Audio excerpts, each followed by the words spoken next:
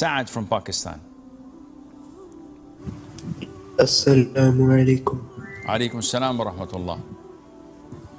Sheikh, my question is, to what extent do we have to obey parents? So, like, if they tell us to like sleep at say 10:30, but I don't sleep because I think I study better.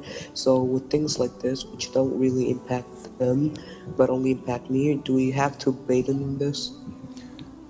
Obeying the parents is an obligation that was mentioned in the Quran and in the Sunnah. And it is part of being dutiful, respectful, and obedient to them. However, we have to know that not everything they tell us to do is mandatory upon us to obey them. Yani it is not mandatory to obey them in whatever they command us to do, like Simon says. So if they tell us, go and shave your head. Why?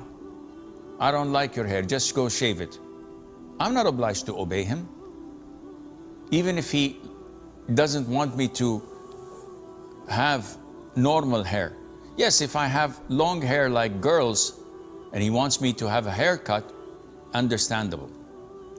If my mother or father says stand on one foot for half an hour, I'm not obliged to obey them. When they say don't eat apples, limit yourself to eating oranges. Why? Because I said so. You have no right to talk back to me. No, this is not true. When they ask you for something that has benefit for them, they need you to work with them in the shop. They need you to carry heavy bags for them. They need you to keep an eye on the house or on their money when they go. You have to obey them, providing there is no harm on you. If this is going to cause you to skip school or work, and that would be harmful for you, no, you're not obliged to obey them because there is harm on you. And there is no benefit for others other than them. So if they say to you, give us your half of your income. Why? So that we can spend over your siblings. No, you're not obliged to give them a penny. I work, you need money for your own expenditures, I'll provide for you. But for you to take my income and give it to my siblings, that's not fair.